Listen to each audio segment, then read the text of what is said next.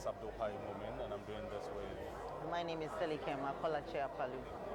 The President now on his way to inspect the Guard of Honor.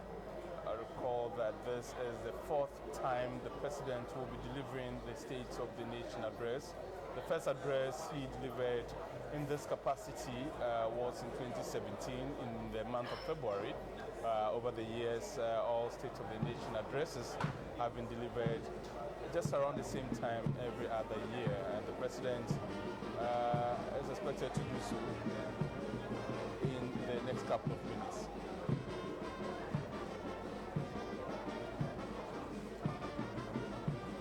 Guard of Honor being inspected by the President at the moment, and the Chamber of Parliament is filled to capacity this morning.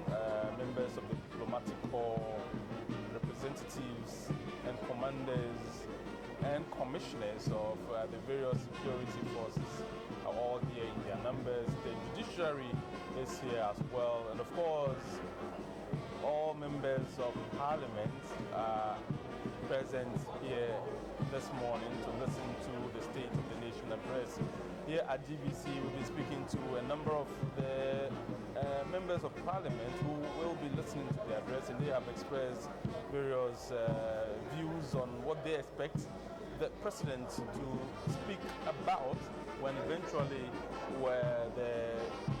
he begins to deliver the State of the Nation address. Key among them is the expectation for the President to address the issue of election 2020 and how prepared the country is for that election. There is also that issue of the voters register and the controversies surrounding the voters register.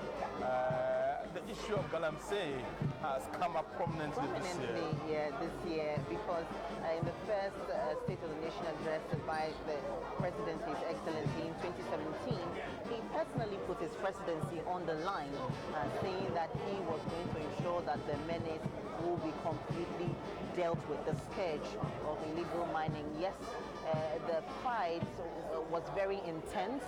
However, we saw it dwindle at a point, and now there are several issues around this Galamsey menace. Of course, we know that prior to the 2016 general elections, one of the highlights of the then candidate Akufo-Addo's campaign had to do with free senior high school education.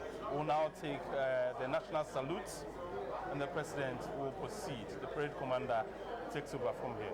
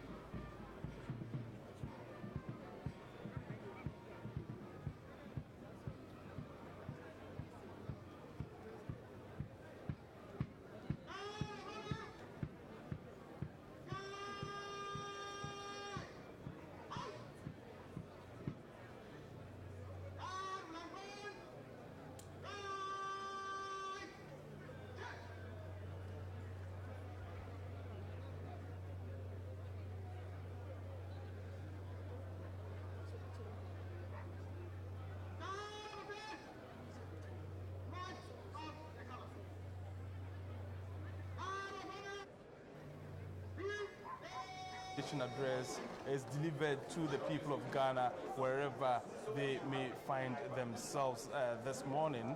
And the protocols in Parliament about to begin. The Clerk of Parliament is getting ready to usher in the President, and once he steps in, the Speaker will take over and deliver a short speech to welcome the President, and then he will proceed then to invite him to deliver the much expected State of the Nation address, and where we have the majority side in Parliament.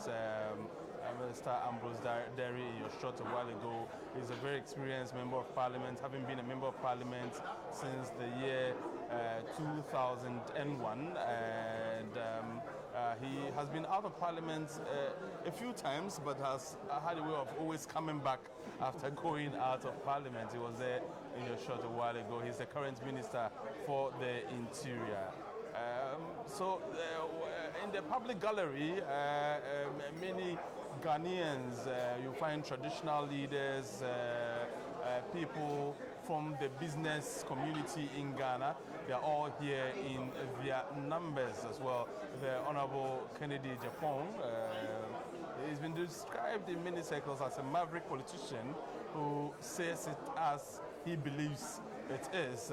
He's here fully representing his constituents here in Parliament this morning. And so it's a filled to capacity house this morning. The issue, Silicon, we're talking about that people expect that the President will speak to the issue of the voters register as well, because it's one of the very trending issues in Ghana at the moment, and so the State of the Nation would have to reflect how our President is preparing to handle such a situation. Exactly, and that also dovetails into the election, and of course First Lady. The First Lady. Mrs. Rebecca Akufo. Of course, seated right next to her is Honorable Samira Baumia. She is also the second lady, the wife of the Vice President. In your shot, they're sitting by each other as always, and just being greeted by the Deputy Minister for Gender, Frida Prempe, Honorable. We were talking about some of the issues and the elections and all the issues around it. Last year we heard about the President's commitment to vigilantism, and of course we are going into an election year, so it's one of the areas that people are hoping that we will see some further commitments being made on.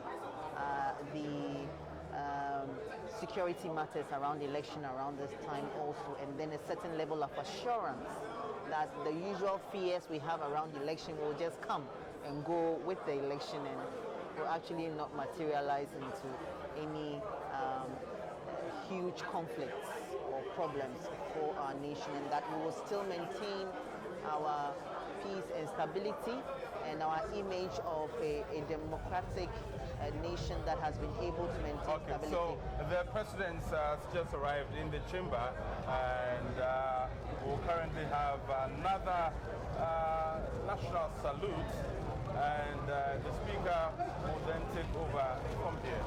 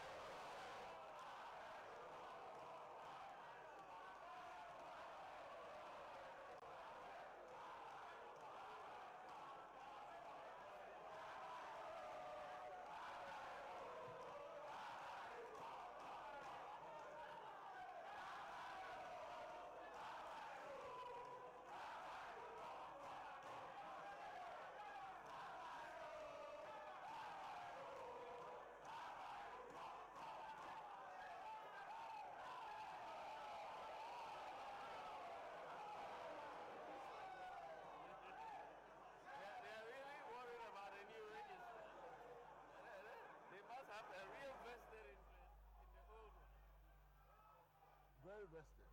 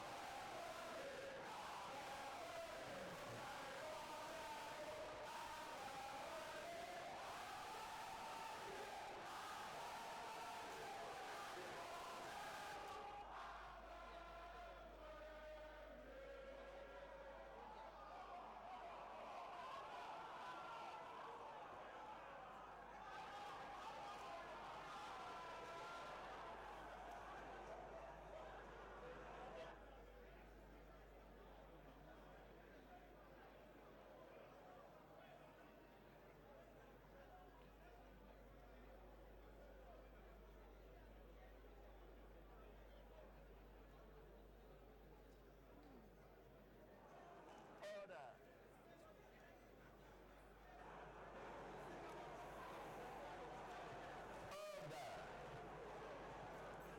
Honorable members seated on both sides of the House.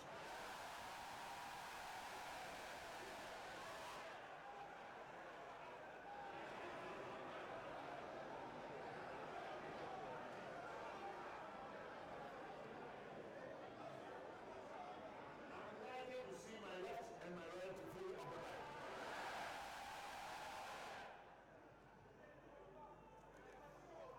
This honorable House is privileged to have the presence of His Excellency, the President, Nana Addo Akufo Addo,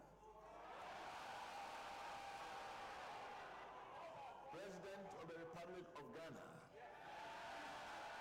and Commander-in-Chief of the Armed Forces of Ghana, here in the House this morning. His Excellency the President is here in accordance with Article 67 of the 1992 Constitution of our Republic to deliver a message on the state of the nation to this honorable House. With him, and on behalf of the leadership and honorable members, it is my singular honor to welcome His Excellency the President of the Republic's dear wife, Mrs. Rebecca Akufo Addo, First Lady of the Republic.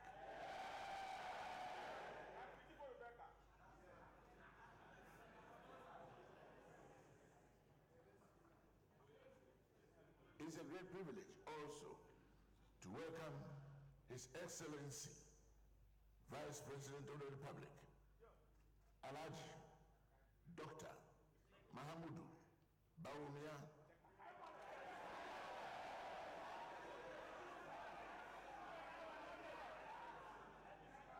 in whom we are always very delighted to see in this honorable House. But I was sharing with him this morning that we would love to have him deliver an economic address to us anytime. As indeed is his constitutional privilege to do, as an ex-official member of the House. We welcome His Lordship, Justice. Before then, the wife of the Vice President, Mrs.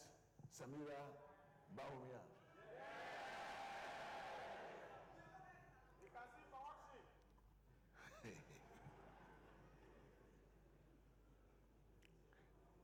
His Lordship, Justice Enin Yeboah, Chief Justice of the Republic of Ghana.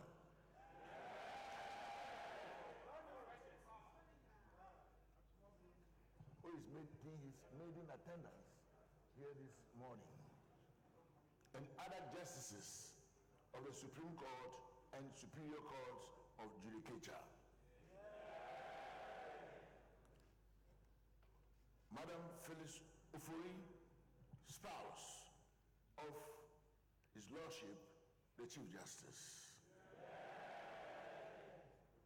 Our other eminent honored guests include the former President of the Republic, His Excellency, Flight Lieutenant Jerry Junior Rollins.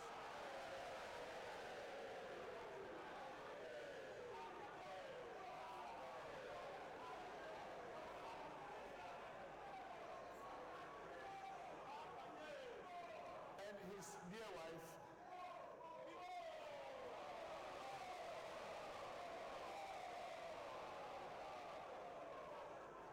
Mrs. Nana Koredu Ajiman Rollins.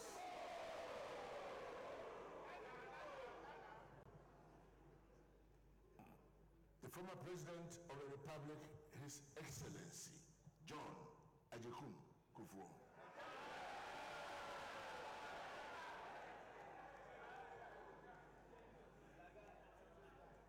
Madam Ernestina Nadu Mills, wife of the former President, Professor John Evans Atta Mills.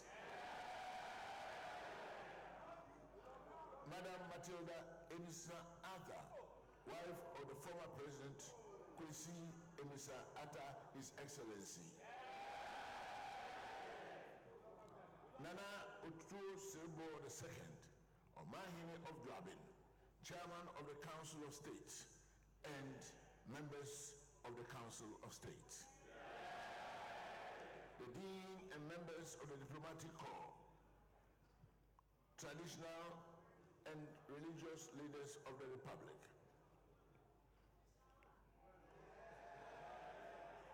Leaders of various political parties, Honorable Freddie Bray, Chairman of the NPP, Honorable Sam Ufusu Ampofu, Chairman of the NDC, Mr. Bernard Mona, Chairman of the PLC. Mr. John Boadu, General Secretary of the NPP. Honorable Johnson Esiedun Ketia. Mr. Ivo Kwabena Green Street. Dr. Sakara Abu. Mr. Peter McMahon, former chairman of the NPP. Honorable Nyantechi of the NDC. Honorable Hatman Owusu Ajiman. Mr. Rex Owusu Ansa, former clerk. Mr. Emmanuel Enimedu, former clerk. Eminent citizens of our country.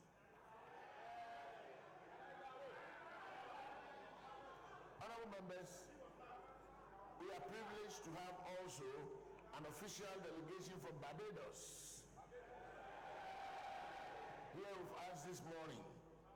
Honorable Simmons, Member of Parliament and Minister of Tourism and International Transport. Honorable John King, Member of Parliament and Minister of State for Creative Culture Sports. Mr. John Wilshire, Permanent Secretary, Ministry of Economy. Ms. Gadogan, Permanent Secretary, Ministry of Transport. And now, honorable members, I respectfully invite the President of the Republic, Nana Addo, Dankwa Akufo Addo, to deliver his message on the state of the nation.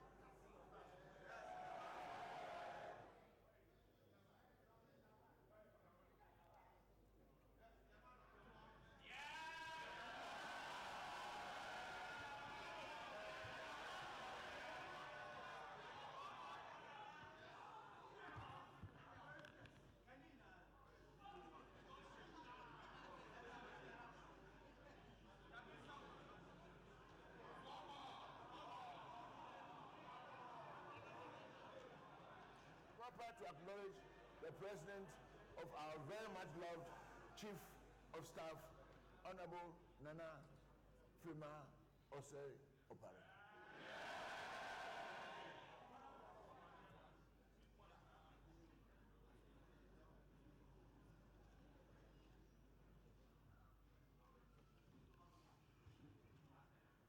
Mr. Speaker, I'm glad to be here again in this august house to perform one of the most pleasant duties on the calendar of the President of the Republic. That is to give honorable members and the Ghanaian people a message on the state of the nation. It will be the fourth of my current mandate.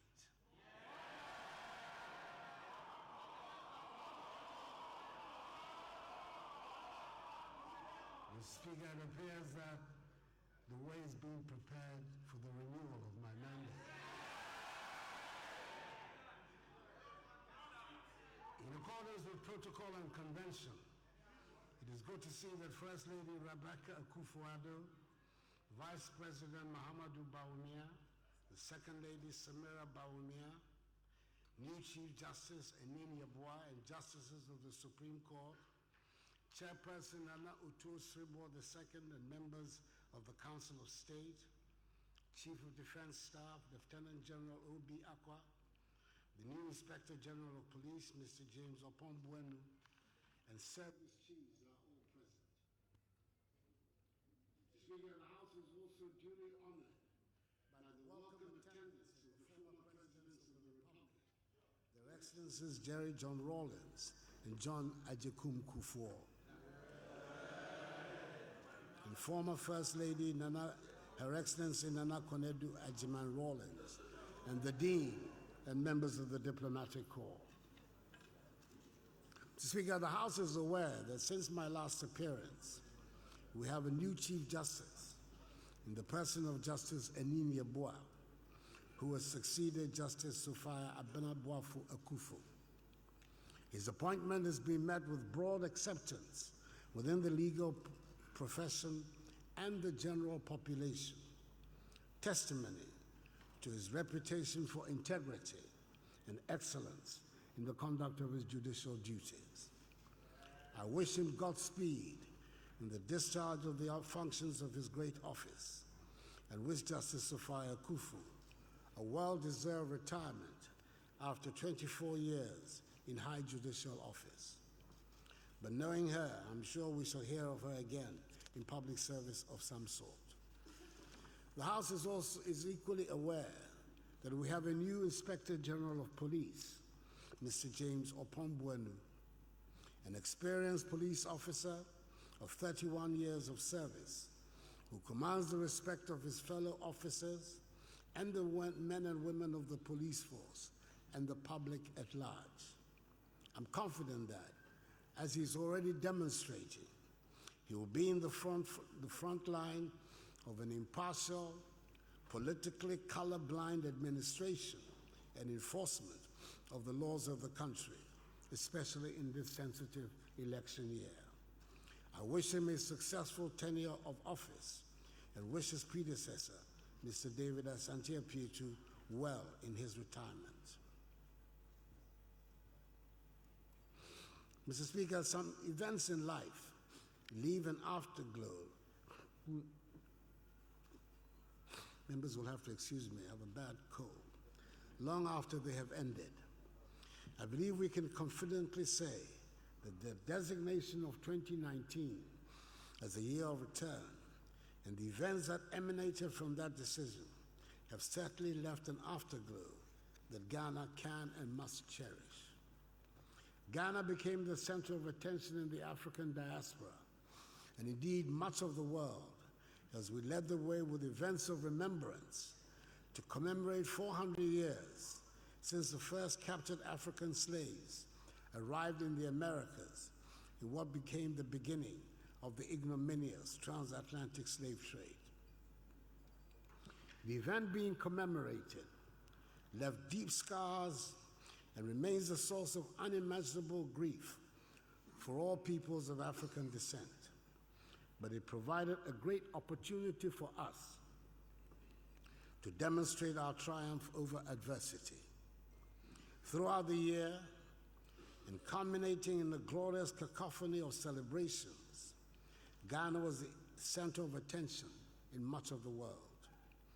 We played host to people from all over the world, young and old, men and women, black and white, joined in spectacular celebration, a joyous rediscovery of our common identity and humanity, exploring what we can do together through political, cultural, and economic engagement to make our future brighter and better, one our future descendants will be proud of.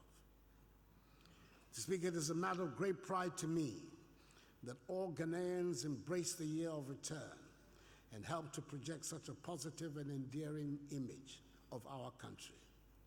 My heartfelt thanks to all Ghanaians and to members of the House in particular for the enthusiastic welcome that was extended to our visitors and for making the year of return such a resounding success. But we are not yet done.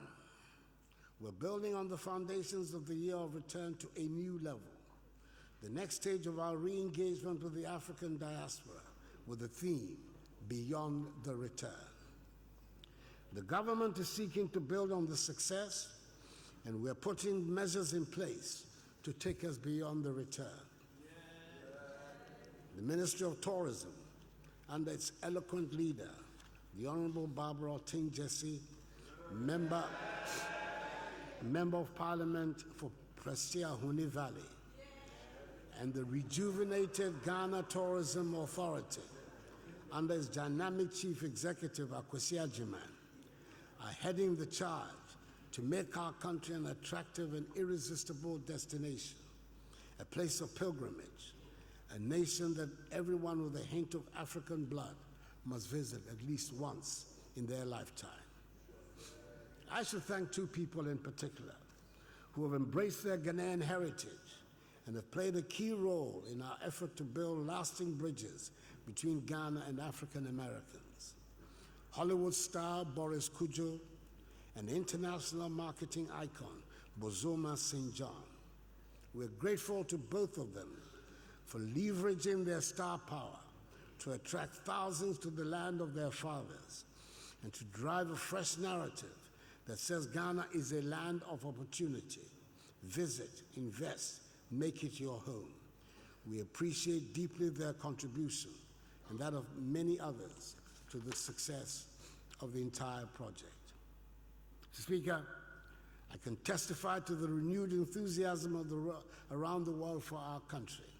My trips to Germany, France, Austria, Japan, Russia, the Caribbean this past year have brought tangible dividends, and there are growing investments in Ghana from companies in those countries. The emphasis in our foreign relations remains with our immediate neighborhood, and that means ECOWAS and the African Union. And Ghana continues to play a leading role in making these organizations active and relevant to the changing needs of our region and continent. I cannot ignore the difficulties that currently exist in ECOWAS, especially with Nigeria, our age-old friend and largest member nation, closing its land borders for the past 5 months, and the instability and terrorist activity that is sadly blighting the lives of thousands in some parts of Nigeria and shedding innocent blood in the Sahel and in our neighbors to the north of our country.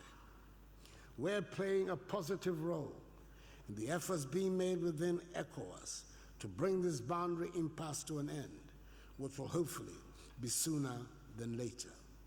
The successful implementation of the Accra Initiative, involving the consistent collaboration and cooperation of intelligence and security heads from Ghana and her neighboring countries, namely Côte d'Ivoire, Burkina Faso, Togo, Benin, Mali, and Nigeria, continues to be our concrete contribution to the fight against terrorism in our region.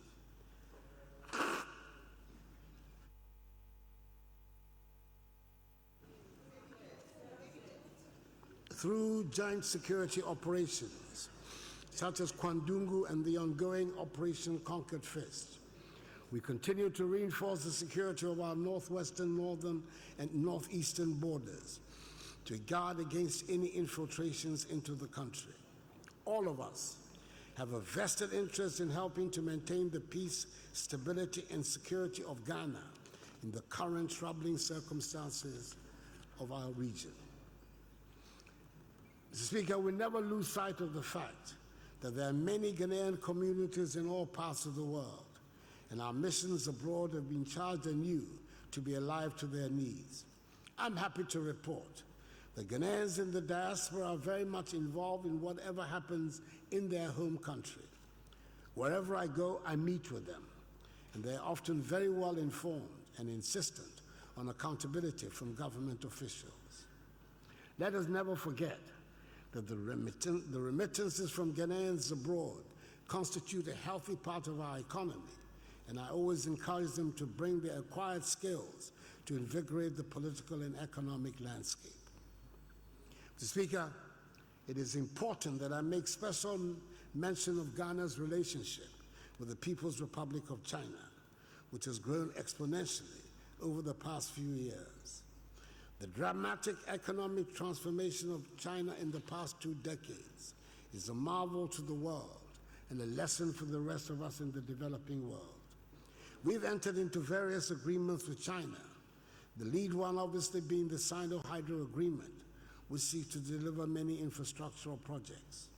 Mr. Speaker, today, China is unfortunately battling an outbreak of the deadly COVID-19 virus. We sympathize with the people of China at this time of great trouble. I have written to President Xi Jinping to convey to the government and the people of China the solidarity and sympathy of the compassionate people of Ghana. We trust that with the tough decisions being implemented to curb the spread of the virus, this nightmare will be over, and soon they will recover from its devastating social and economic impact. There is a sizable Ghanaian community in China.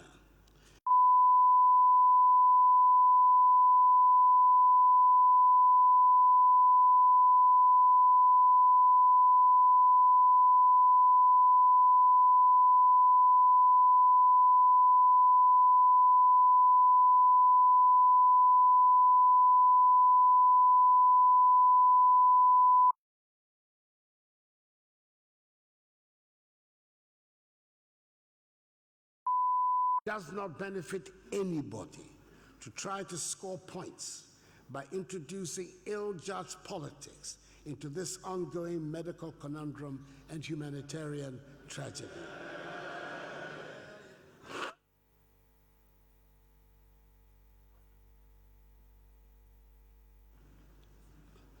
Most of these students are on Chinese government scholarships, and since the crisis started, the Chinese government has done its best to keep them supplied with food and other logistics. The Ghana government, through its mission, also supplies logistics, and the embassy has given, so far, 500 United States dollars to each student.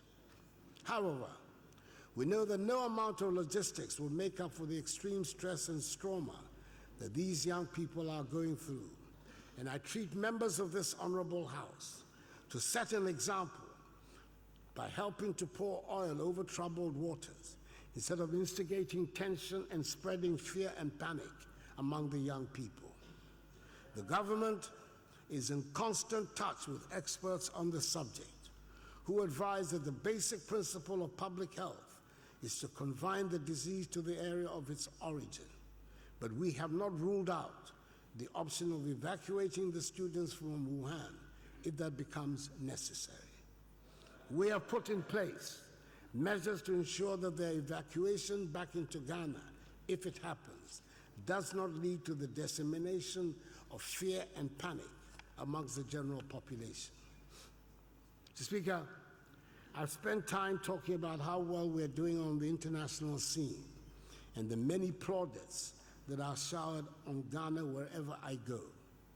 But the test of how well our country is doing and can and should be measured by how Ghanaians themselves feel about their situation. 10 days ago, our Vice President and Chairman of the Economic Management Team, Alhaji Dr. Mahamadou Bawumia, made a presentation at a town hall meeting in Kumasi, in which he gave a detailed and comprehensive account of the performance of the economy under 3 years of management by an MPP government led by me. He went to great lengths to identify the promises that had been made in the 2016 manifesto that we took to the country. This document spelled the agreement between the elected government and the people of Ghana. I do not intend to go through all over again the meticulous accounting that was done in Kumasi 10 years ago. It is enough to say, 10 days ago, it is enough to say that it being Dr. Bawumia, everything he said was backed by data and his customary fact-checking. He ended by asserting that 78% of the promises we made solemnly to the people of Ghana have been or are in the process of being fulfilled. There has so far been no factual challenge to his compelling testimony. Mr. Speaker, in 3 years, we've reduced inflation to its lowest level, 7.8% in January 2020, since 1992. For the first time in over 40 years, we've had a fiscal deficit below 5% of GDP for 3 years in a row. For the first time in over 20 years, the balance of trade, that is the difference between our exports and imports, has been in surplus for 3 consecutive years. Our current account deficit is shrinking, interest rates are declining, and the average annual rate of depreciation of the cedi is at its lowest for any first-term government in the Fourth Republic. How economic growth has rebounded to place Ghana among the fastest-growing economies in the world for 3 years in a row at an annual average of 7% GDP growth, up from 3.4% in 2016, the lowest in nearly 3 decades. The international investor community has recognized this development, resulting in Ghana today being the largest recipient of foreign direct investment in West Africa. The sovereign credit ratings agencies have upgraded our ratings and also improved the outlook for this year, notwithstanding the fact that it is an election year. This is a massive vote of confidence in the current management of the economy, as best illustrated by Ghana's successful issue of the longest dated Eurobond ever issued by a sub-Saharan African country, with investors placing 15 billion United States dollars of orders for Ghana's 41-year Eurobond. The 7-year bond attracted the lowest coupon rates ever for Ghana at 6.375%, compared with the 9.25% Ghana had to pay for a similar Eurobond issue in 2016. No wonder Bloomberg, the reputable global financial media house, earlier this week highlighted Ghana as the top candidate for an economic leap in Africa. This expression of confidence is important because it will lead to enhanced investments in our economy and the accompanying greater numbers of jobs. Mr. Speaker, we inherited a collapsing financial sector that has led to failing banks and considerable agony to many people. The government is having to conjure 13 billion cedis to pay the 4.6 million affected customers of the banks. This is money that we can ill afford, and which would have gone to fund the many things that our communities are crying for. Properly utilized, 13 billion Ghana cedis would work wonders with our perennial infrastructure deficit. But we did think long and hard about paying all the customers of the failed banks, and we believe we made the right decision. I would like to repeat that all depositors of the savings and loans and microfinance institutions, including DKM, which collapsed in 2015, will receive 100% of their deposits too once the validation exercise is concluded.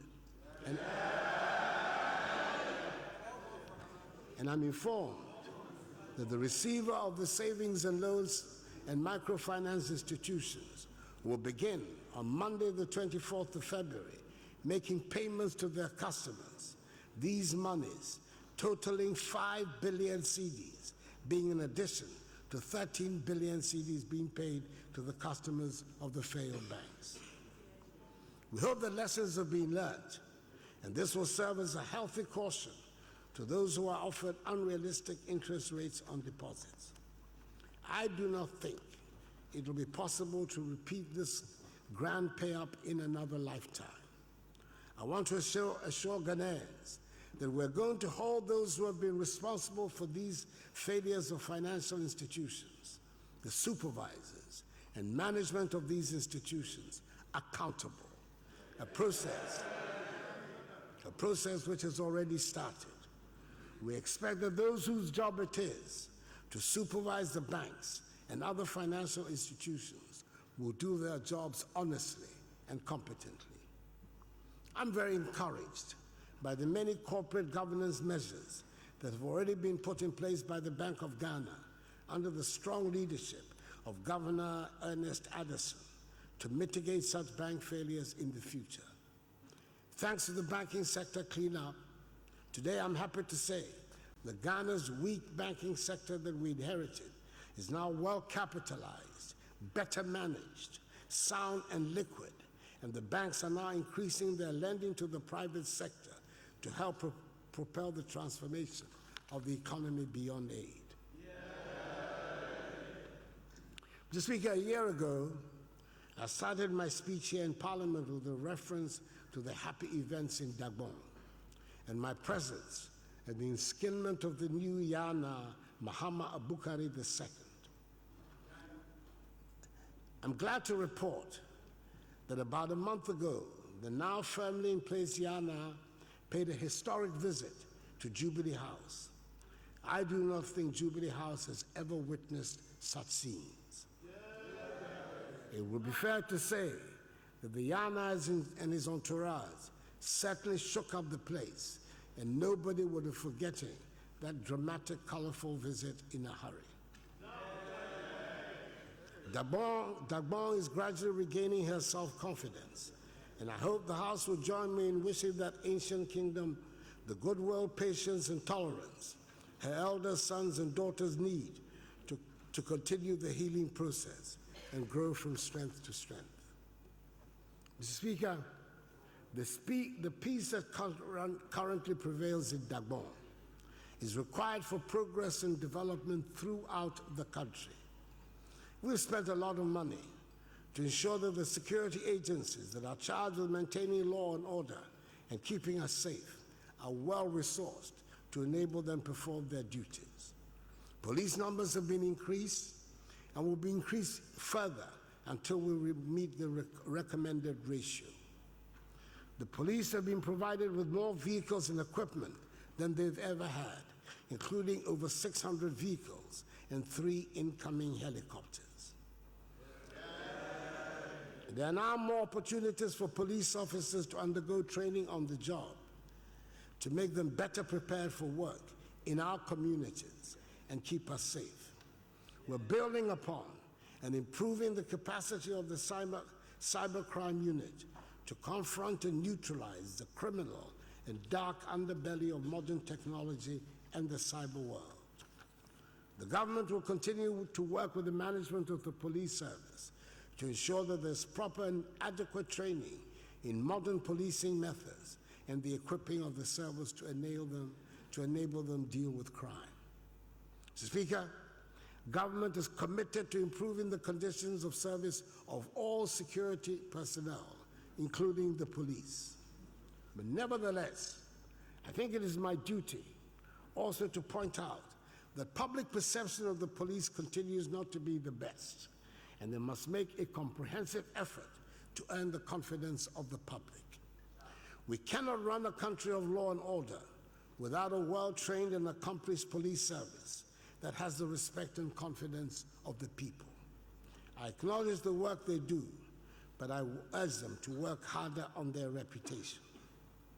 Mr. Speaker, I'm happy to report that the equipment and rehabilitation effort is not only in the police service, but also in all the other services as well. I must make mention of the fire service and the prison service, where the numbers have been increased with fresh recruitment. There are positive things happening in the prison service, with opportunities being made available for inmates to acquire skills. I note in particular with a lot of satisfaction that this past year, 376 prison inmates passed various exams in the National Vocational and Technical Institutes, junior high schools, and senior high schools. Mr. Speaker, the Ghana Armed Forces continue to perform creditably in discharging their duty of defending the territorial integrity of the country. The government has retooled and equipped them to keep them in the desired state of readiness.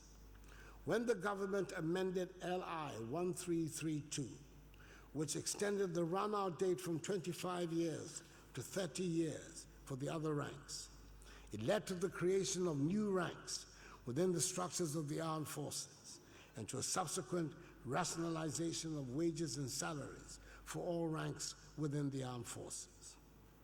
Government is tackling the long-standing housing problem that has faced our armed forces. Over 500 million cedis is being invested in housing projects of varying sizes for the men and women of the armed forces and in refurbishing the military academy and training schools in Teshi. Our soldiers have been active along the northern borders to protect our country and its people since the eruption of terrorist activities in Burkina Faso. They have also been working with the police since July 2017 in Operation Vanguard, which was set up to deal with the activities of illegal miners. Mr. Speaker, the mention of Operation Vanguard would seem to be at the appropriate time to deal with the subject of galamsey, the popular name that has been coined for illegal mining. When we came into office in January 2017, galamsey activities were rampant in many parts of our country. Our lands, forests, and river bodies were being systematically degraded and polluted without any care. And this had been the case for several years. And indeed, the previous NDC government had given up the fight against galamsey. We determined that this was an intolerable situation, and we owed it to generations yet unborn to tackle the problem and save our environment. I was very much aware that the lure of gold, once it takes hold, drives away all rationality. That is not a Ghanaian characteristic. It is a human characteristic that has been displayed all over the world throughout the ages.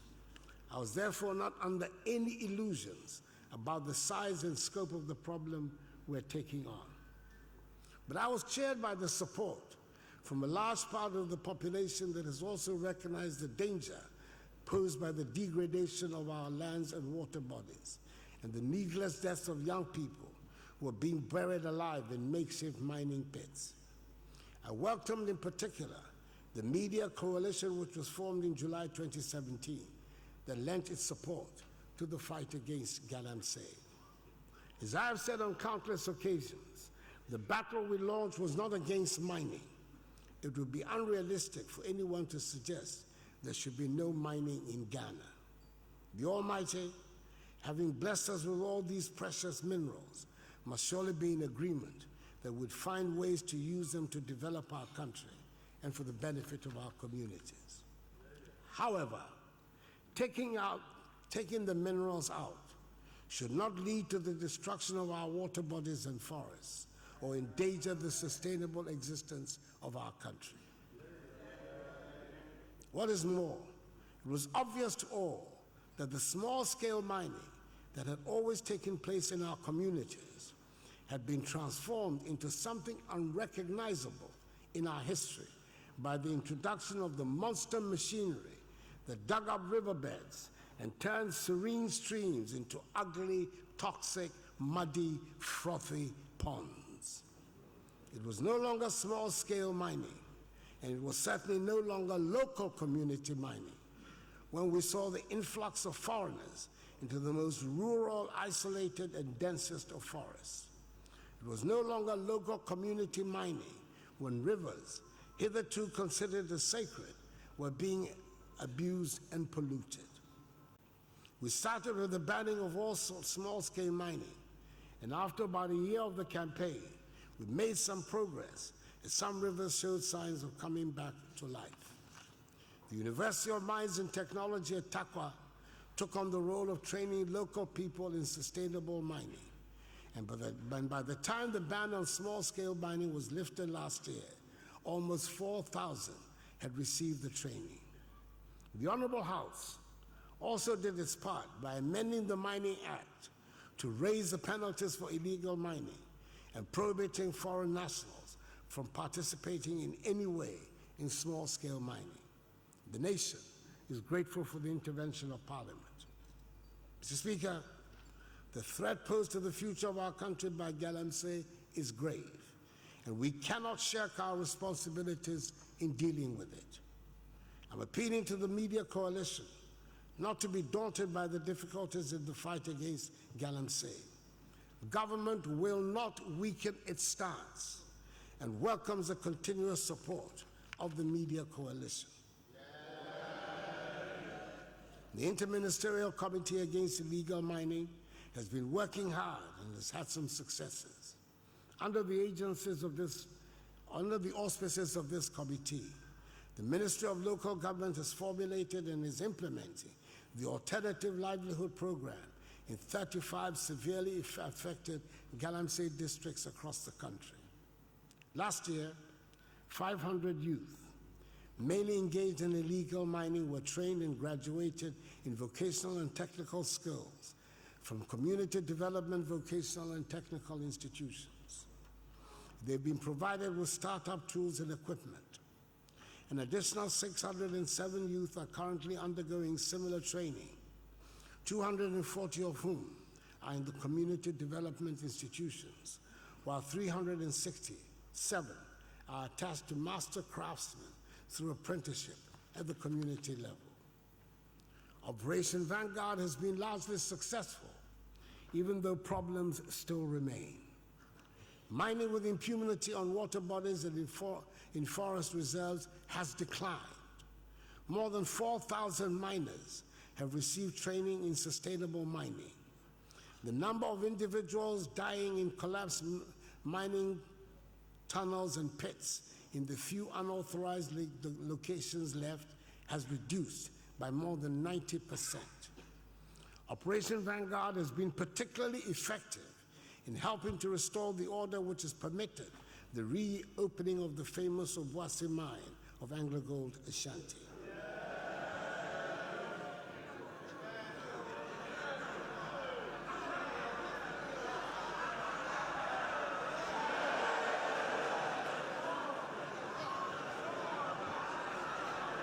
The community mining program, Mr. Speaker, the community mining program has been well received by the population, and young men and women who did not have the resources to acquire concessions and excavators and other mining inputs, and therefore had to do galamsey, have moved into legal community mining. Now, more than 20,000 individuals are earning their incomes legitimately in the community mines in Akufo, Echuma Nwebeja, Echuma Mpunya, Adansi North, Amansi Central, Wassa Amenfi East, and Wassa East districts. Since the introduction of the community mining program, there have been no deaths due to the collapse of tunnels and pits. The Interministerial Committee, along with Operation Vanguard, were determined to disrupt galamsey activities by confiscating equipment that were employed in these activities. In this regard, 12,000 Shangfan machines that go on the river and scoop up the riverbed were seized and destroyed on site. Some excavators were also seized, and a number of them have gone missing. The police have arrested and charged some of the alleged culprits, and investigations are ongoing. No one involved will be shielded, no matter what their positions or political colors are. Mr. Speaker, we've made significant strides over the last 3 years in our fight against corruption, despite of the skepticism of people with questionable records. We've strengthened the legal framework to fight corruption with the help of this House by passing into law the Witness Protection Act, 2018 Act 959, the Office of the Special Prosecutor Act, 2018 Act 959, the Right to Information Act, 2019 Act 989, and the Companies Act, 2019 Act 992, which provides a framework for enacting a beneficial ownership register. The government has increased budgetary allocations to all the accountability institutions of state, including the Parliament of Ghana, the Judiciary, SHRAJ, EYOCO, the Office of the Attorney General and Ministry of Justice, the Auditor General, the Office of the Special Prosecutor, and the Ghana Police Service, with annual increases between 25% and 34% between 2017 and 2019. We have also implemented a change from the opaque allocation of Ghana's oil blocks to a more transparent allocation process, and advisedly so. The opaque period, 2013 to 2016, saw, according to the Ministry of Energy, the signature of 13 petroleum agreements, from which 14 wells were to be drilled. Not a single well was drilled. In contrast, in my time, over the last 3 years, there have been 6 drilling campaigns on 3 different blocks, with others on the way. We will drill more and find more oil.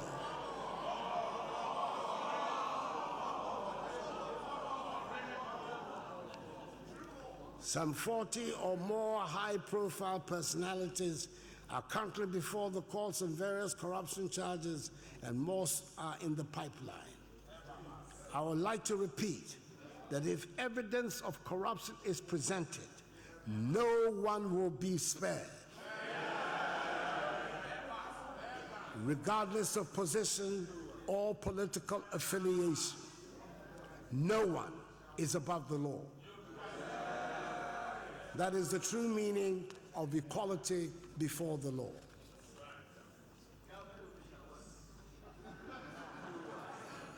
Mr. Speaker, as part of our strategy to modernize the economy, deliver government services efficiently, and curb corruption, Ghana has, over the last 3 years, embarked on a major program of digitization of the economy with significant success. At the end of last week, 9.2 million people have been registered on the national ID card, the Ghana card. Before the end of this year, Ghana will have a fully working national ID system, which will be a game changer for our nation. Mr. Speaker, we're also providing infrastructure to many Zongo communities across the country through the Zongo Development Fund. Mr. Speaker, we're seeing an improvement in the quality of our nation's sanitation, even though we still have a lot more to do. According to the Northern Regional Environmental Health Unit, in the 3 northern regions, that is Savannah, Northeast, and Northern, the number of open defecation-free communities has increased. ODF has increased from 5% as of June 2016 to some 58% as of July 2019. The latest data from the Ministry of Sanitation and Water Resources shows that ODF communities in Ghana as a whole have increased from 410 in 2016 to over 5,000 communities. Now that is progress, and it did not just happen. It took hard work, commitment, and the provision of infrastructure. In fulfillment of our manifesto commitment of toilets for all, we have built 13,800 toilets, which is largely responsible for this development. Mr. Speaker, we have not stopped building toilets. We will build more.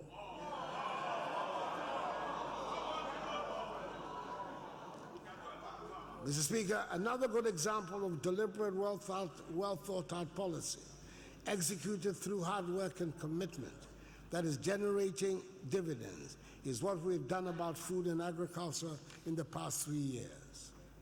It bears repeating that agriculture was very much in the doldrums when we came into office, with a growth rate of 2.9%. We introduced a program for planting for food and jobs and set about to make agriculture an attractive profession. We invested resources, expertise, and time, and the results have been impressive and rewarding. The growth rate in 2016 was 6.1%, and this increased to 6.4% last year. Increased production and high yields from foodstuffs like maize, rice, sorghum, groundnuts, soybean, cowpea, cassava, and plantain have led to a decrease in the wholesale prices in market centers in major food-producing areas. Furthermore, we're no longer importers of maize. We're reducing our dependence on rice imports and are now, in effect, net exporters of foodstuffs. Food prices are their lowest in decades. Mr. Speaker, I must provide some examples of what I mean by things not just happening by happenstance, but by deliberate and meticulous planning and competent execution. We recruited some 2,700 agricultural extension agents to give practical expertise on the farms. We are not yet at the United Nations recommended ratio of 1 extension officer to 500 farmers, but we're working to get there, and it is definitely a vast improvement on the decimated department we met on the assumption of office. With the support of Canada, 300 vehicles and 3,000 motor bicycles have been deployed around the country for ease of movement for those tasked to help the farmers. Once the foodstuffs are produced, we don't leave it to chance and risk not being able to sell and thereby discourage the farmers. The National Food and Buffer Stock Company, NAFCO, has been revitalized to enhance agricultural marketing and improve access to market. NAFCO is promoting institutional procurement of produce and sales to schools and hospitals.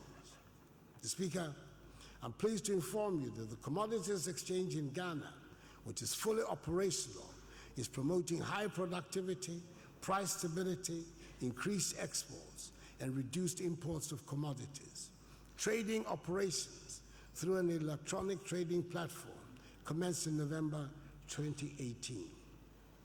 To increase storage capacity, 80 warehouses, each of a size of 1,000 metric tons, are being built around the country. 35 have been completed by the Ministry of Special Development Initiatives and 13 by the Ministry of Agriculture. The Ministry of Agriculture will complete the remaining 17 soon, and the Special Development Initiative Ministry will complete another 10 by June. In other words, Mr. Speaker, every part of the value chain is planned and accounted for. The diversification of the scheme ensures that there will be something to interest a wide variety of people. That is, it is not only foodstuffs that are on offer. The Planting for Export and Rural Development PERD module promotes the following tree crops: cashew, coffee, coconut, oil palm, mango, rubber, and shea.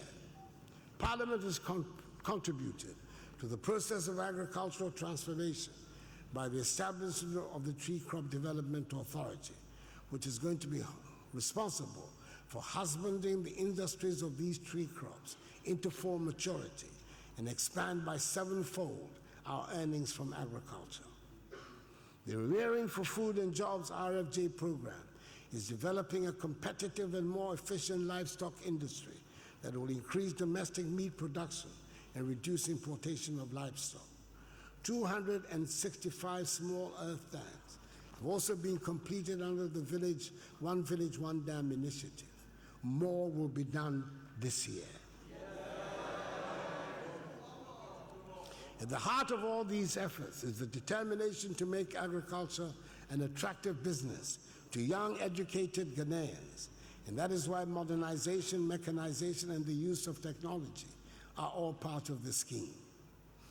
Digital and internet maps of soil fertility status in the Northern Savannah Ecological Zone are being made available to facilitate informed decision-making on fertilizer formulation and application. If any more proof were needed that under this government, agriculture is a high-tech undertaking, Mr. Speaker, an electronic platform has been established to capture and monitor the activities of participating farmers. As of December 2019, 500,000 farmers had been biometrically registered. Mr. Speaker, it gives me great joy to be able to tell this House that modernization is finally coming to the fishing industry as well. New ways of doing things are being accepted, and our fisher folk are now ready to take a leap into scientific and sustainable methods of fishing. For 2 consecutive years now, our fisher folk have accepted a closed season and allowed fishers to spawn without disturbance in our waters. Constructions of the 10 long-promised, much-publicized landing sites in Senya Breku, Elmina, Maury, Mumford, Winneba, Gumwa Fete, Disco, Axim, Teshi, and Kita have finally started. Axim, Disco, Senya Breku, and Gumwa Fete will be completed by the end of this year, with the remainder being completed early next year. Construction of the Jamestown Harbor will commence in March, following the completion of technical work. Mr. Speaker, I'm looking forward to the business resource centers being built, helping the country to unearth some exciting young entrepreneurs. 37 of them have been completed. These centers are one-stop enterprise support centers that provide full range of business development services, investment facilitation and information services to entrepreneurs and business enterprises at the district level. On Monday, I was very pleased to be at KJB in the OT region to commission one of the 37 BRCs that have been completed around the country.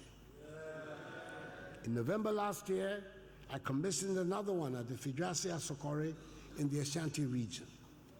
The BRCs are all being equipped with modern IT infrastructure and networked through a virtual private network to facilitate efficient delivery of their operations. We have built 37. We're building 30 more. The young people that I met during the presidential pitch program, for example, give me a lot of hope and assure me as having the potential to benefit from the BRCs, the National Entrepreneurship and Innovations Plan, NEIP, and take on the world. Mr. Speaker, the government is aggressively pursuing its plans for industrial transformation. Whilst the Business Development Ministry works on bringing out entrepreneurial skills and encouraging young people to spot business opportunities, we're paying greater attention to making Ghana an easy place to do business and set up industries. Having won the bid to host the headquarters of the African Continental Free Trade Area, AFCFTA, in Accra, the government has provided a permanent office building to host the Secretariat. And with the appointment of the Secretary General in Addis Ababa 2 weeks ago at the recent AU Summit, the office will become operational by the end of next month. We extend our warm congratulations to the first Secretary General, Mr. Wamkele Meni, the young South African, and assure him that we'll give him our fullest cooperation to ensure he succeeds. Mr. Speaker, we launched the Ghana Automotive Development Policy in August last year, and it has so far attracted investment and commercial interest from some very big players, including Toyota, Volkswagen, Nissan, Renault, Hyundai, Sinotruk, and Suzuki. VW is building its plant in the North Industrial Area in Accra and is due to start production by the end of April. Sinotruk has begun assembling its trucks. Toyota is scheduled to start the assembly of vehicles in Tema in the last quarter of this year. We have high hopes for this new industry, which has come to join our own Kantanka. Mr. Speaker, we are determined at long last to exploit our large bauxite, manganese, and iron ore deposits, which will enable us to establish an integrated bauxite and aluminum industry and an iron and steel industry. The Ghana Integrated Bauxite and Aluminum Development Corporation and the Ghana Integrated Iron and Steel Corporation have been established by law as the vehicles for this exploitation. The process are underway for the selection this year of joint venture partners for the development of the full value chain of these two multi-billion-dollar industries, which will give a tremendous boost to Ghanaian industrialization. Mr. Speaker, all our best-laid plans for industrialization will come to naught unless we have a reliable and reasonably priced energy source. It probably says something about the progress we have made that in discussing the state of our nation, it takes a while even to get into our power supply matters. It gives me great pleasure to be able to say that we have overcome the Doomsaw menace. But unfortunately, I cannot say that we have resolved all our energy problems. It is still work in progress. Further, the 5 years of energy crisis led to the signing of what can only be described as usurious contracts that have landed our country with a huge financial burden. The take-or-pay contracts resulted in the country being saddled with expensive excess power and are having to pay nearly $1 billion United States dollars in 2018 and 2019 for power we did not need. We're working to find a way out to ensure reliable power supply at a cost that makes us competitive in the region. In the meantime, the industrialization flagship project, One District, One Factory, is progressing and beginning to show dividends. A total of 181 projects spread across 112 districts are currently at various stages of implementation under the program. 58 companies already in operation, 26 projects currently under construction, 58 AFDB small-scale projects ready for sword cutting in the early part of this year, and 26 pipeline projects are ready to commence implementation by the first quarter of this year. Exim Bank last month signed a $100 million United States dollar facility with Credit Suisse to help complete this year 20 of the export-related factories. It is envisaged that the ID1D1F initiative will generate a total of 228,886 direct and indirect jobs. Even though the latest Ghana Living Standard Survey has recorded a drop in unemployment from 11.9% in 2015 to 7.3% in 2019, we still need to do more to create more jobs with urgency. Struggling existing businesses are also being revived and expanded under the 1D1F scheme. There's nothing contrary to the philosophy that underpins 1D1F if an already existing enterprise is helped to expand and employ more people. So, Speaker, all our plans, all our hopes, all our expectations for a brighter tomorrow will only come to fruition if we can guarantee an educated and skilled workforce. A look at the national budget gives a clear indication of where our priority lies, and it is with education. The pre-tertiary education bill, currently before Parliament, defines the priorities. Basic education is being redefined to include senior high school, and this covers vocational, agricultural, and technical schools. The emphasis is aggressively to promote science, technology, and engineering and mathematics, STEM education, across all levels of the education system. I'm aware that some of the teacher unions have concerns over the proposed legislation. I would like to add my voice to that of Parliament in encouraging the unions to deepen their engagement with the Ministry of Education in order to find a consensus that will enable the bill to go forward in peace. Mr. Speaker, it was a manifesto commitment to leverage technology to popularize the teaching and learning of mathematics. It was with an eye to the future that we decided to demystify mathematics and make Ghana a mathematics-friendly country. We need more engineering and technically minded people to be able to transform the economy. I'm glad to report that Ghana's teachers are supportive of the many changes that are being introduced to make these hopes a reality. Yes, the first cohort of free senior high school students are now getting ready to take their West African Senior Secondary Certificate examination waxing, and we look forward to them doing well.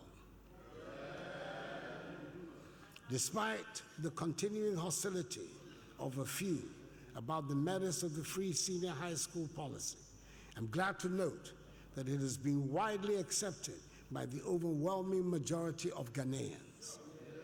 Yes, we still have some difficulties with infrastructure deficits, which are being vigorously addressed with the construction of 962 facilities, dormitories, dining halls, assembly halls, and classroom blocks, together with the provision of desks and beds.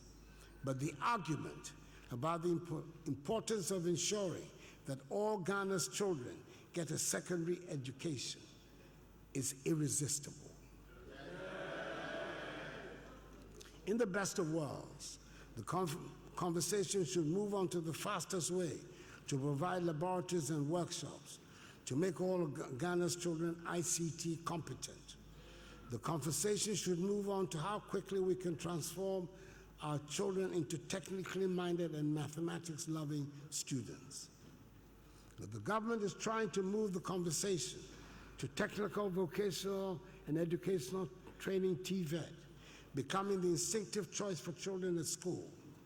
We're moving the conversation to ensuring that even when an institution is designated as a technical institution, it delivers technical courses. And just in case I need to remind anyone, TVET has always been part of free SHS. Or if you prefer, call it free TVET.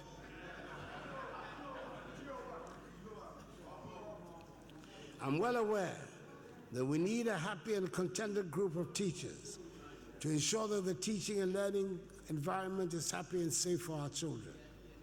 We have restored the teacher trainee allowances, employed 67,000 teachers, paid Tier 2 pension funds of teachers, cleared the 3-year backlog of non-promotion of teachers, abandoned the 3-month pay policy we inherited for newly recruited teachers, and cleared 92% of the legacy arrears.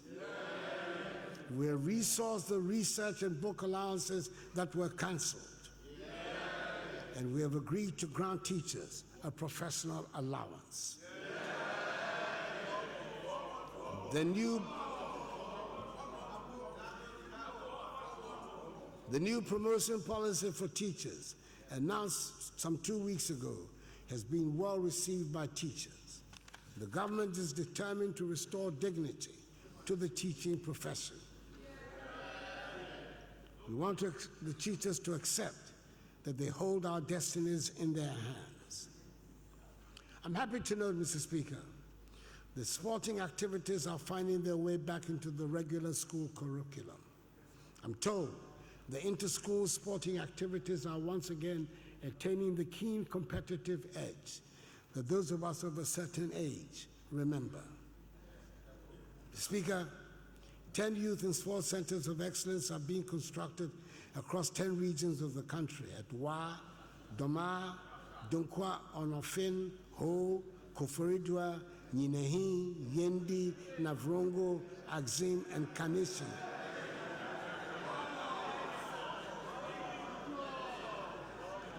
To harness and develop the entrepreneurial abilities and sporting talents of the youth. All 10 will be completed this year, and the 6 newly created regions will also be provided with the same facilities from this year. Each center will have a counseling center for entrepreneurship development, a conference center, an ICT center, a restaurant, hostel facility and offices, a FIFA standard football pitch, an 8-lane athletic track, tennis courts, multi-purpose courts for basketball, handball, tennis, volleyball, and other sporting disciplines, and a gymnasium. We're making sure there'll be room for the future Alice Anums, Micah Hayes, and Baba Yaras to develop their skills. We want to make sure that when our children turn on the televisions to watch sporting programs, they will be able to find on the track and field and tracks Ghanaians competing at the highest levels. It was with considerable reluctance, Mr. Speaker, that government had to intervene in the administration of football when we decided to dissolve the old GFA because of the bribery and corruption that engulfed its operation. Government worked with FIFA, established the Normalization Committee, and helped bring a new GFA into being. I'm happy to know that football, the passion of the nation, has returned to full normalcy following the election of the new president of the Ghana Football Association, Mr. Kurt Okraku, and I congratulate him on his election. The Ghana Premier League has started, and let us all help bring back the love.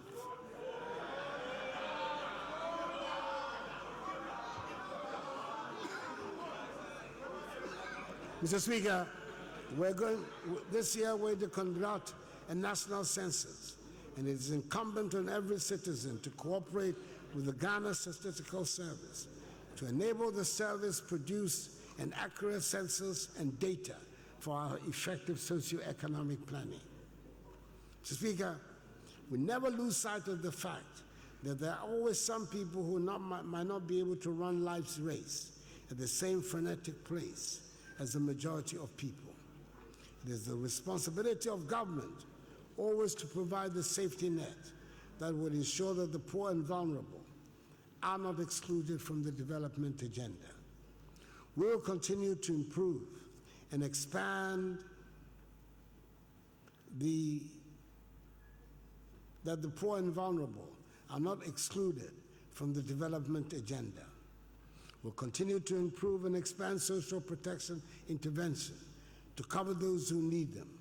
It is critical that the social protection interventions are targeted at those who genuinely need them and those who would also use them to help lift themselves out of poverty.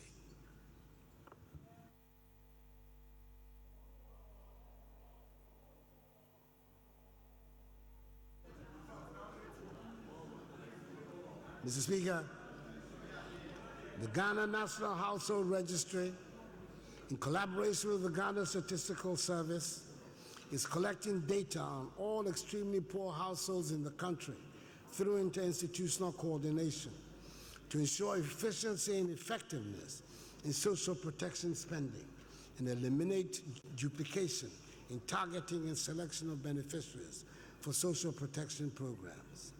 Mr. Speaker, let me give an example of the type of help. For the first time in the country's history, a dedicated fund of 5 million cedis to support women entrepreneurs with disability has been established. The fund, known as Presidential Empowerment for Women Entrepreneurs with Disability, is to provide financial support to 1,000 women entrepreneurs with disability in 2 years, either to establish or scale up their businesses. So far, 850 women entrepreneurs with disability across the country have benefited from the fund, which is 50% grant and 50% loan without interest. The support has enabled the women to expand their businesses and to create 180 direct jobs and many more indirect jobs. The Presidential Empowerment for Women Entrepreneurs with Disability does not only help deliver a manifesto commitment, it is also in fulfillment of SDG Goals 5, 8, and 10, which aim to ensure economic inclusion of women and to harness their talents and capabilities for national development. Speaker, we have begun the process of amending the Disability Act, Act 715, to comply with the United Nations Convention on the Rights of Persons with Disabilities, and hopefully this House will pass it before the end of the year. As part of the disability inclusive policy of government, all metropolitan, municipal, and district assemblies have representations of persons with disabilities to enable them partake in local level governance. Mr. Speaker, the general health of the people is an important ingredient in making rapid development. 65,000 new healthcare personnel from 2017 to date have been recruited.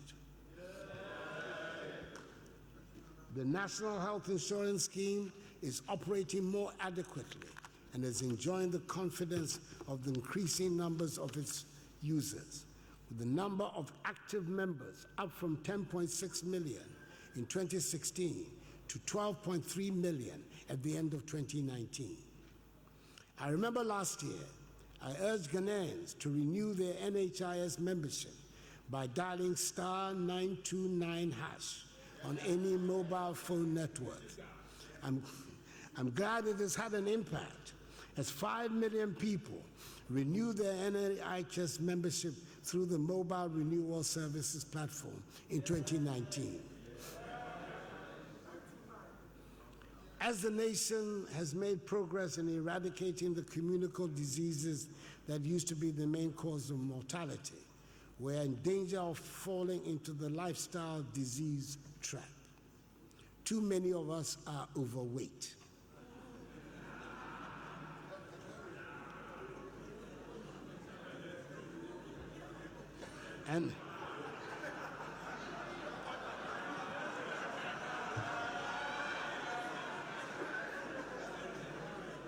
And obesity is an increasing problem, even among young people. The foods we eat,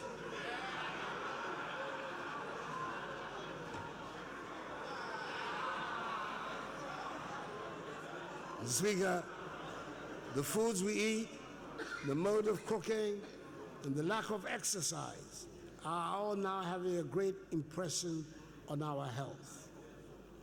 It is time we all learn to take responsibility for our individual health and accept that our health is very much determined by our lifestyle. Speaker, one big problem we have is how we move people and goods from place to place.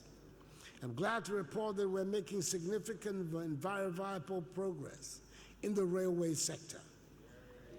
We can now take for granted, and as part of the normal transportation routes, the rehabilitation of some of the old narrow gauge lines that have been pressed back into service. The Tema to Accra line has been operational for 2 years, and the Accra to Nsawam line would soon be. The Takoradi to Takwa line was inaugurated a few weeks ago and is proving to be very popular and being enthusiastically patronized. Mr. Speaker, there are other suburban lines that we will soon be brought into our everyday lives. Those are exciting, of course, but the big one remains the Tema to Ouagadougou, or to put it less dramatically, the Accra to Paga line. What started as the Tema to Paga railway line has become the Ghana to Burkina Faso interconnectivity project. Approximately 800 kilometers of this rail line will be in Ghana and 200 kilometers in Burkina Faso. Speaker, Ghana Cabinet has approved the final route for this line. The approximately 100-kilometer Tema to Akwamu in Pakadai line is the first section of the Tema to Ouagadougou rail line.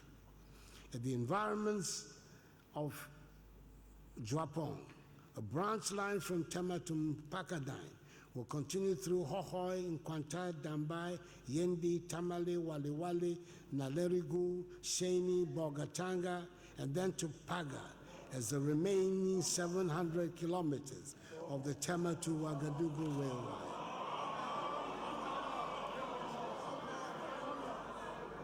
Mr. Speaker, the consultants of the project have submitted their final report, and the two governments have begun the final stage of procurement for the strategic investor.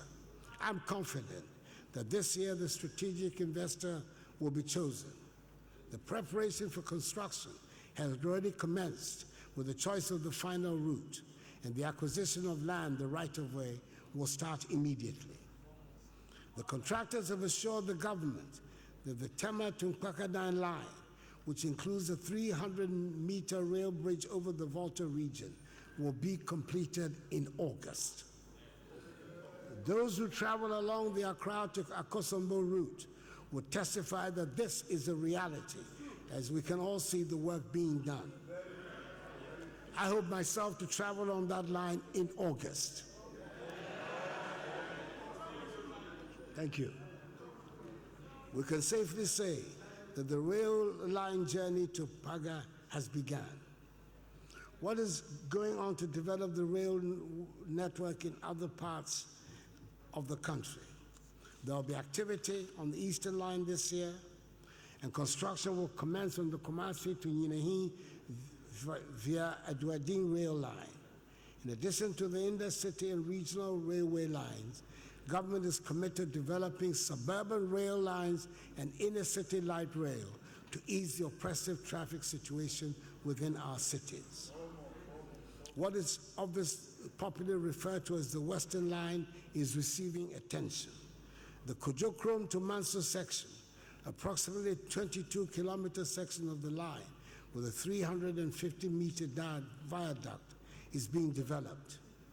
To speed up the development of the line, the contractor has been asked to develop a new standard gauge line with the port of Takoradi to convert the Takoradi to Kujokrom narrow gauge into a standard gauge line, and also to continue the development of the new standard gauge line from Manso to Huni Valley. The Kumasi section of the Western Line will also receive attention this year, since government has decided to develop the Western Line from Takoradi towards Kumasi and from Kumasi towards Takoradi. Mr. Speaker, I'm happy to announce that the development of the Kumasi to Addo section of the Western Line will commence this year. Mr. Speaker, just in case there's someone here who might have missed it, I'd like to announce and inform the House that this year, the year of our Lord 2020, has been declared the year of roads.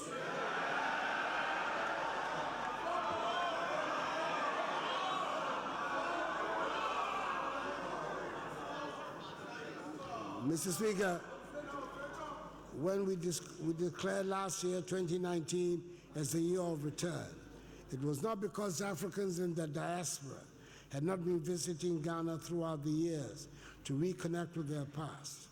We wanted to make a special year of it. We wanted to draw attention to it and inform the whole world. We considered it important.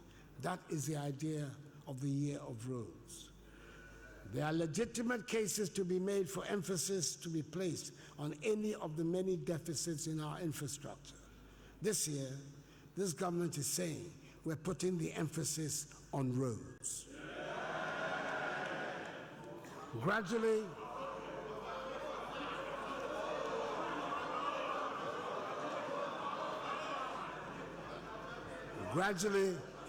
the backlog of debts owed to contractors is being cleared, and many of them are able to go back to the jobs to finish them. A list of some critical roads has been drawn up, and work has started on them. Some of the names of the roads on this list have featured repeatedly in various speeches before this House in the past 30 years. Some of them have been featured on lists of roads that have been claimed to have been built, but that have been turned out to have been artists' impressions. Some of the roads on the list have indeed been said to have been built by so-called reputable contractors, but they have not survived 2 rainy seasons. Mr. Speaker, I speak for all of us in this House when I say the most frequent and the most passionate complaints we get from our constituency are about roads. I therefore expect that everyone will take an interest in the work that are being done and going to be done. Let us all take an interest and ensure that we get value for money. Never again should it be that a political party or government be allowed to claim to have built a road a school, or a hospital when they have not done so.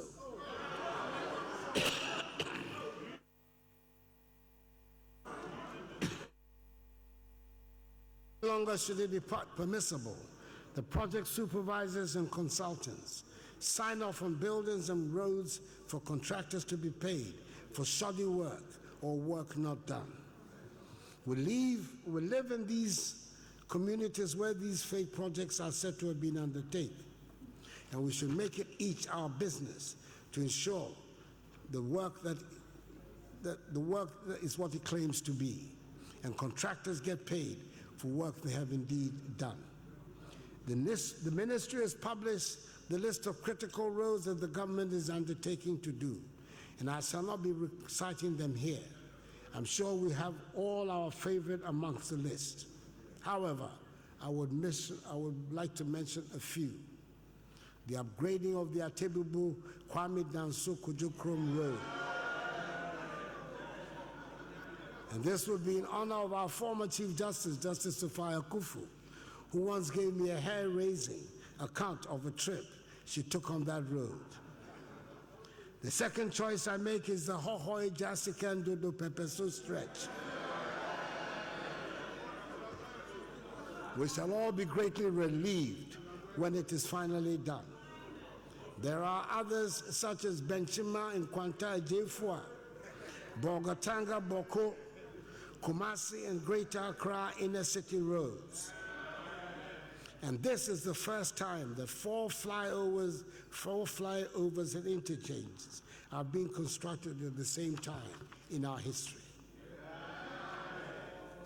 Mr. Speaker, I'm sure that like the year of return, which after its success is now being declared by some as the decade of return, we'll be declaring a decade of roads until we get a road network that meets the needs of a modern industrialized Ghana.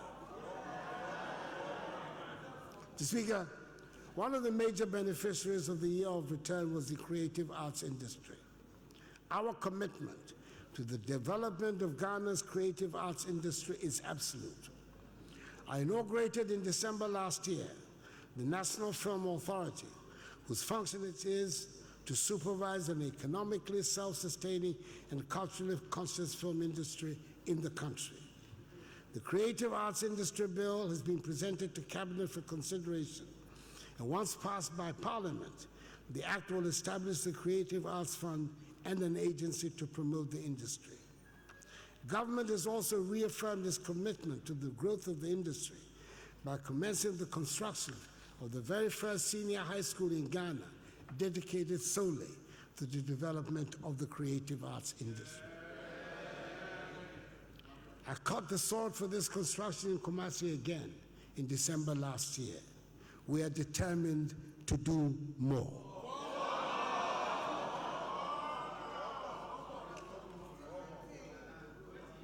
Mr. Speaker, we have a good story to tell in many areas. Once moribund, derelict state enterprises have been revitalized. Let me list a few. State Housing Corporation, Ghana Publishing Corporation, Ghana Post, GIHOC, State Transport Corporation, Ghana Maritime Authority have all been given a new lease of life and are functioning with greater efficiency and becoming again profit centers.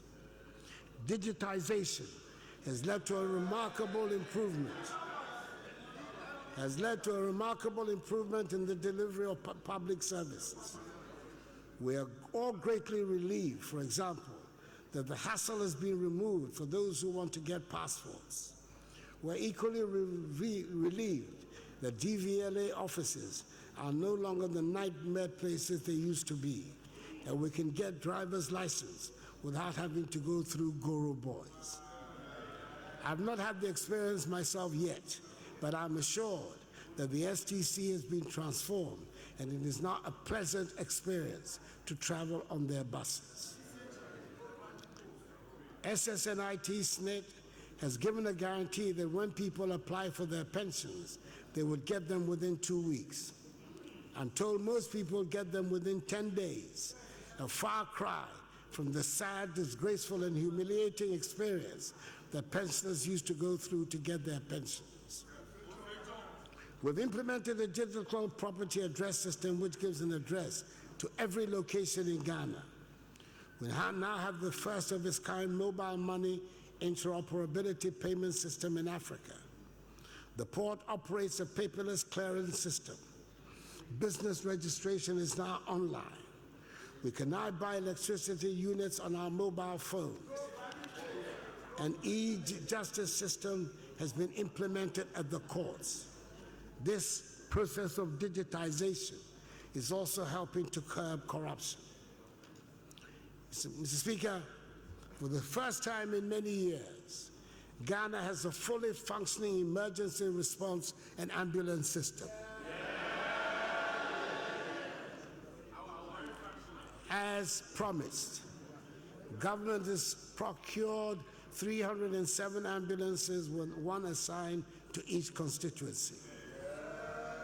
Each ambulance has a tracker that determines its location instantly from the command center.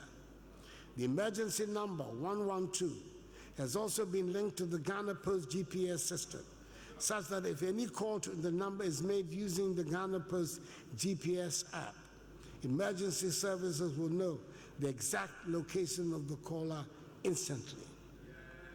We're employing drones to deliver emergency medical supplies in remote areas. And today, Ghana has the largest medical drone delivery service in the world. Mr. Speaker, when the Electoral Commission begins the registration exercise for the compilation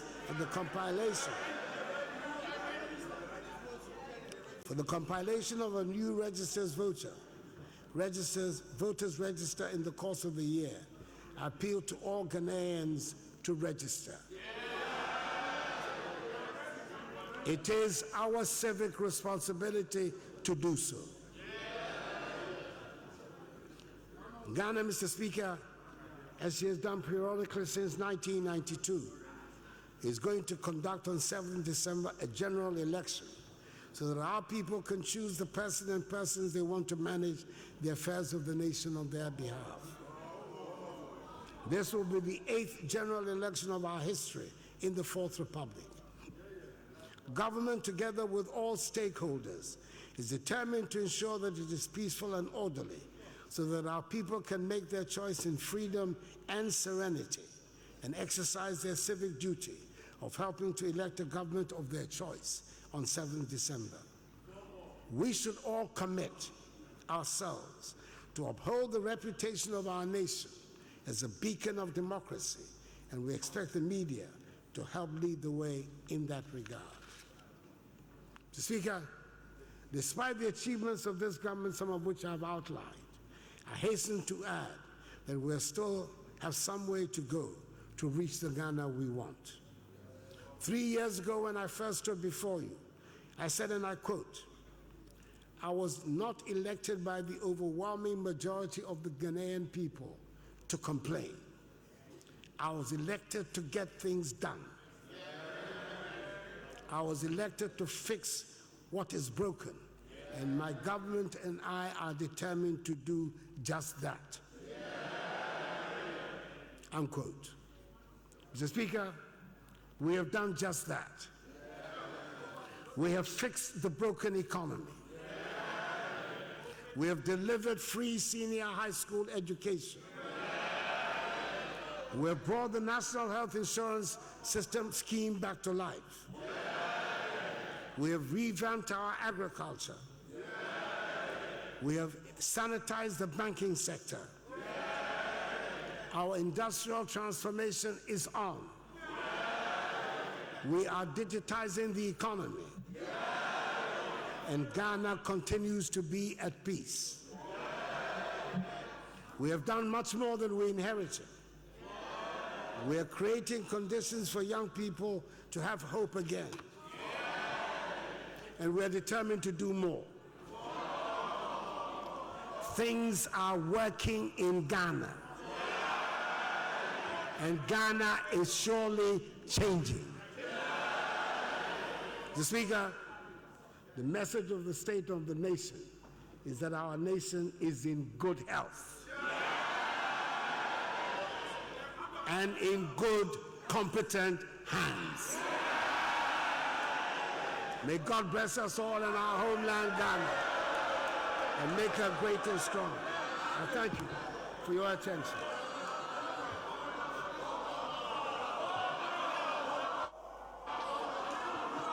Mr. Speaker, my party and I know the nature of the task before us on the 7th of December, and that is to occupy all DC. That's our task.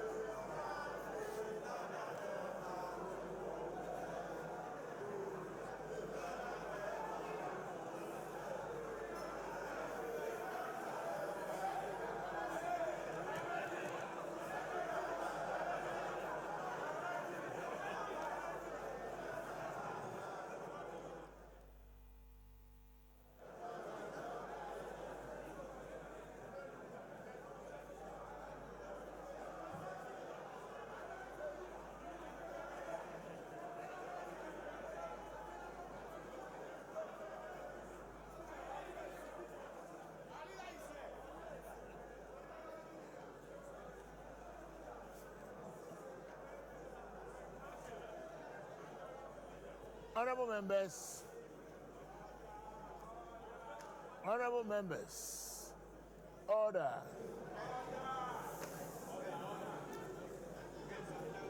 On behalf of the entire House, I wish to congratulate His Excellency, the President, for his wonderful address. We pray that the good Lord will oblige all his wishes, including the latest one he made of full occupation of this honorable House.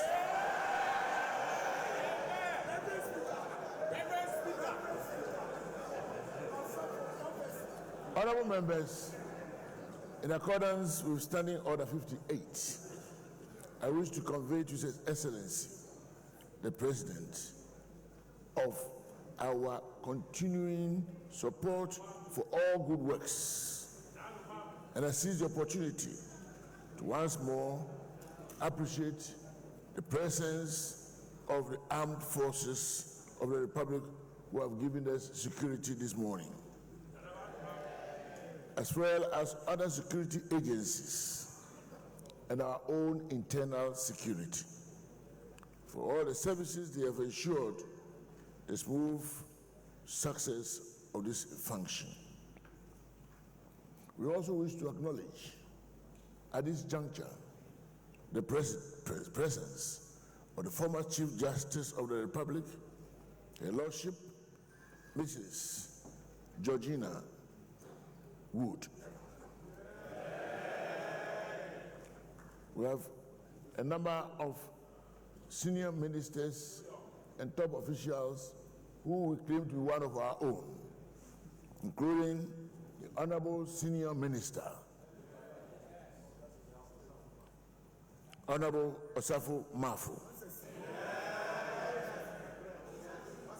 the Honorable Cecilia Dapaya, the Honorable Gifty Kusi Honorable Natoshi Addo, Honorable Sam Okudjeto,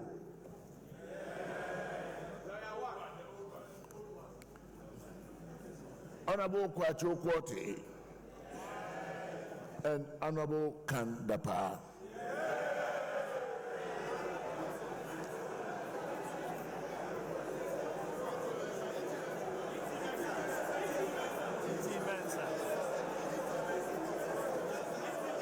And definitely, not the least, Honorable UT Mensa.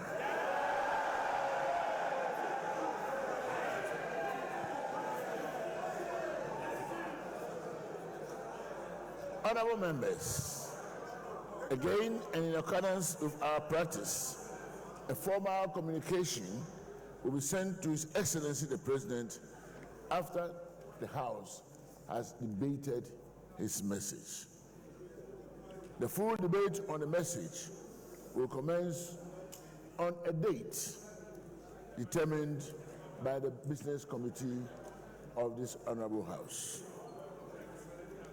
At this juncture, may I ask the Honorable Majority Leader, Leader of the House, and Minister of Government Business to give us any further indication.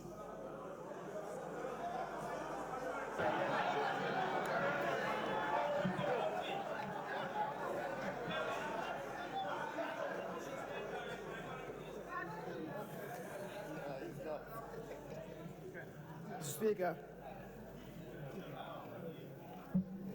Article 67 of the 1992 Republican Constitution provides for the President to deliver to the Republic a message on the state of the nation. Speaker, as you all do know, Article 34, Sub 2 provides the ingredients of the menu to be served. Today, the President of the Republic has done what is required and indeed provided much more information.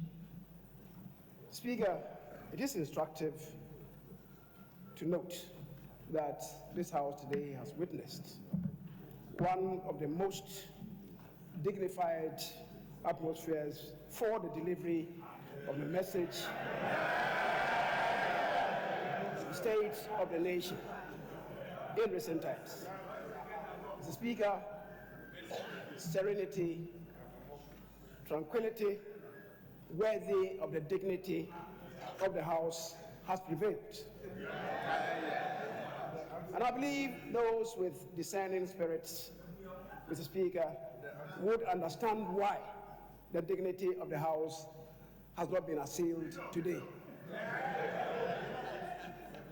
Mr. Speaker, the practice of this House is to stand down the debate on the President's message.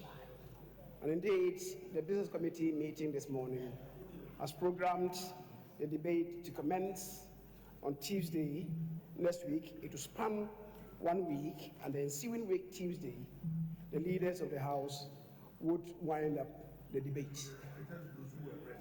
Mr. Speaker, the House is made up of two sides. Today I see two sides. And the sides who heard the President would participate in the debate. The Speaker, listening to the House, to the President's message, I believe is not confined to the House. Those who are everywhere who heard, who would want to engage in the debate will be welcome. Mr. Speaker, having discharged this responsibility today and in conformity with practice, the House would normally adjourn to say of the President. But that duty, Mr. Speaker, is in the charge of the Speakership. But if you invite me, Mr. Speaker, I would want to accordingly move that the House stands adjourned having listened to His Excellency until tomorrow, 10 o'clock in the forenoon. Speaker, I so move.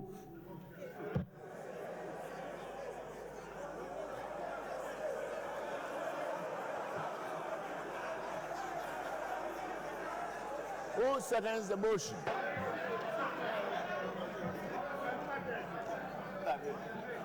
Mr. Speaker, I beg to second the motion every moved by the majority leader and the leader of the House that the House stands adjourned to tomorrow at 10 o'clock in the forenoon. I so move. Second the motion. Thank you. Honorable members, the motion for adjournment has been moved and seconded. All those in favor say aye. Those against say no. The ayes have it.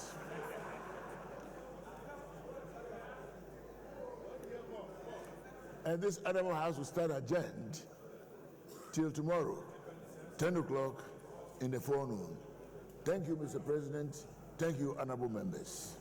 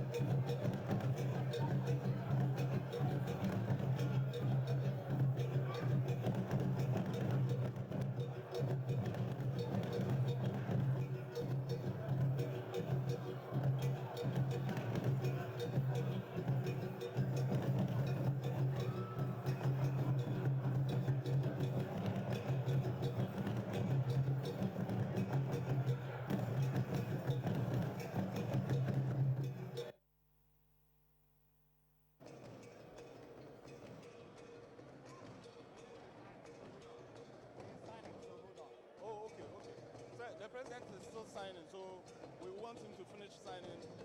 I mean, we're on TV. Yes, sir.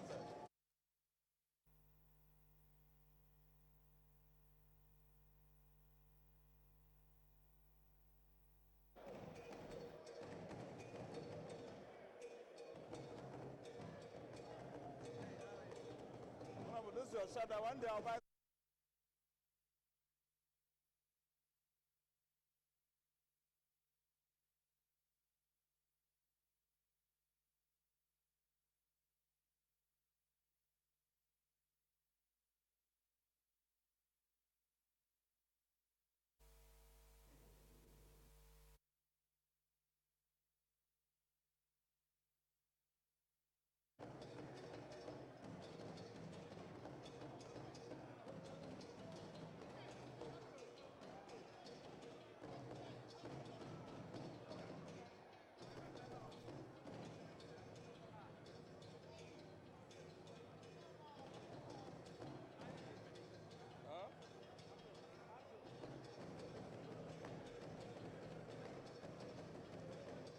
Right, so the president has just finished delivering the 2020 State of the Nation address.